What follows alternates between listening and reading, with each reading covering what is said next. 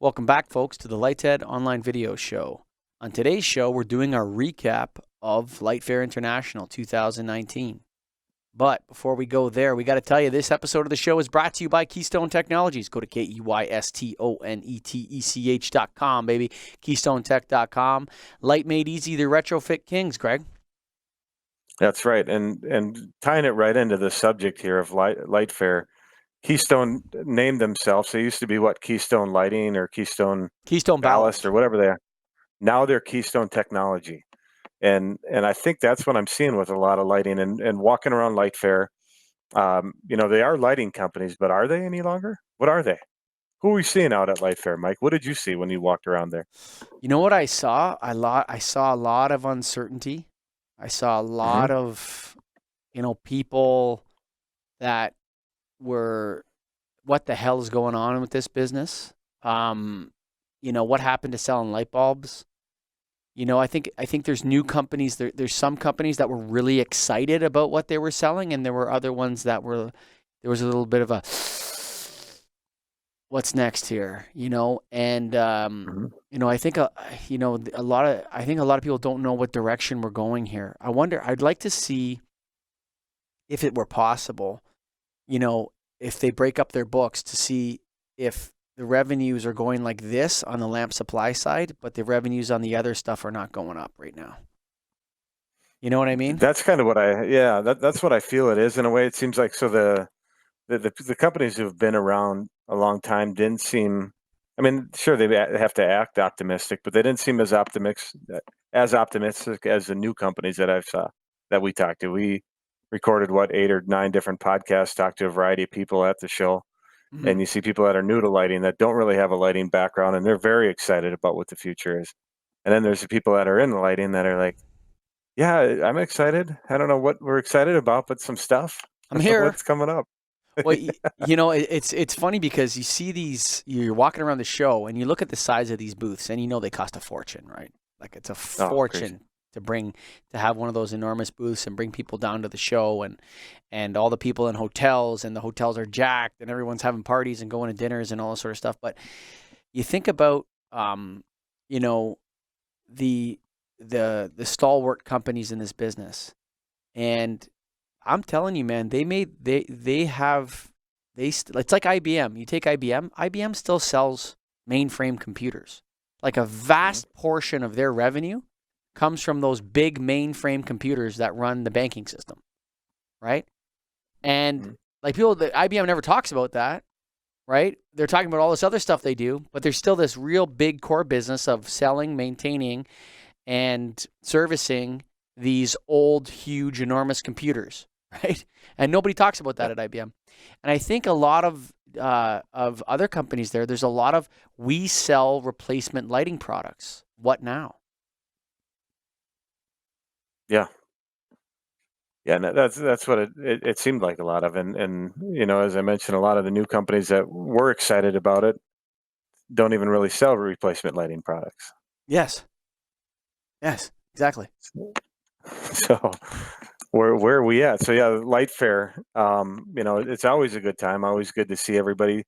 Do we need a show that big in lighting? Do we need to, have everybody together? Does it make sense still? To me personally, I feel like it's a good event to have, and I don't know what the right show is at this point because there's so many of them. We've talked about that in the past, but I still like the ability to go around and see basically everybody who's present in lighting and is hopefully going to be here in the future, but I'm not sure that a lot of those companies will be. So my first LightFair was 2006, and LightFair was not even close to what it is now. Okay. It has grown. Could walk it in a day. Yeah, it has grown by enormously, okay, in the last decade and a half. But LightFair is sort of like, in a way, is the expression of the confidence of the lighting industry as a whole. So when people say that they're, we're going to have a smaller booth next year, we're pulling back, and We're not going to spend as much money at LIGHTFAIR next year. And we heard a lot of this, like from people walking up to us. Not going to say who, but lots of people came up to us and said, "Guys, you know what? We're not going to be smaller. We're going small." So, starting in say 2012, LIGHTFAIR completely exploded, like the rest of the industry. But like the rest of the industry now, it's imploding, right? So it grew so huge. And when you grow like that, you're either growing or you're shrinking. There's no status quo. Like people say, "Oh, we just want to keep staying. We want to, keep it in neutral drive. We're just going to put a cruise control." There's no cruise control. You're either growing or you're shrinking. And so what happened is, I think the bubble burst in 2019. And I think what you're seeing now is like the fallout. You're in the fallout stage. And you're going to start to see people pulling back from these shows. You're going to start to see mergers and acquisitions. That's the first thing that you hear out there. Oh, it's a year of mergers and acquisitions. There's consolidation in the business, right? Well, that doesn't bode well for lighting shows that sell booths to individual companies, right? Right. And it doesn't bode well for them for a lot of reasons, not just simply because there's less companies that want to have a presence at their show. What it means is that companies are not making money. Companies maybe don't know what to do with strategically. They don't know which direction to go in. So they're going to merge their technologies together and maybe make a more complete offering, right? The second thing is a lot of this IoT health effects stuff. Okay, that's great. Where's the revenue? Where's the revenue going to come from? I mean, I talk to people about IoT all the time. And when I'm talking to them, I ask them something like, "Oh, okay, great. Yeah, who's going to pay? Is it going to be the person who gets the information or the person who's like, you tell me, who the hell wants to pay to digitally connect to their lights?" I mean, there are applications, agreed. A lot of those, but those are big buildings, right? And the reality is the lighting business is based on the medium-sized industrial complex, the medium-sized corporate office, commercial office. And you're going to sit in front of a CEO, Greg, and say, "You know what we need to do? We need to connect all your devices and all the lighting devices wirelessly together." Well, what am I going to do with that? Well, I don't know. What are you going to do with it? Well, that's your problem. I mean, the value proposition's not there. I mean, and Right. you ask these people about the value proposition, they turn around and tell you back, "Well, why wouldn't they want to know?" It's like, well, do they care?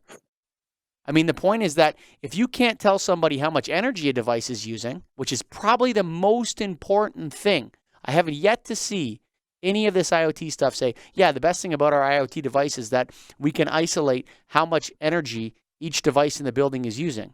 Like the whole problem with lighting controls is the word lighting in it. Like get the lighting out of there and let's look at electrical infrastructure monitoring, of which lighting is a component. Right? That's a better, you're looking at it that way. Now you have a business case. Oh yeah, okay, your AC uses this much electricity. That unit is using more. Why is our third chiller using 3 times as much energy as number 1 and number 2? Oh, somebody's leaving them on all night in those, whatever, right? The business case for lighting controls is like saying, I'm going to sell new cars, but I'm only going to sell the automatic transmission. And then people can do what they want. They can put it in a car, or they can, but it's future-proof. We can connect this automatic transmission to your car. Well, nobody wants to buy an automatic transmission. You'll want to buy a car. So people are nervous in lighting right now. I'm excited, but people are nervous. And when they're nervous, they stop spending money on marketing because I don't think they know what they're actually marketing. So you'd sum up LIGHTFAIR as nervous excitement. I wouldn't say nervous excitement. I would say that the lighting business is in a hangover. In a hangover. Thank you for listening to the LightTech online video show. This show is brought to you by Keystone Technologies. Go to KEYSTONETECH.com, baby. KeystoneTech.com. Light made easy. The Retrofit Kings.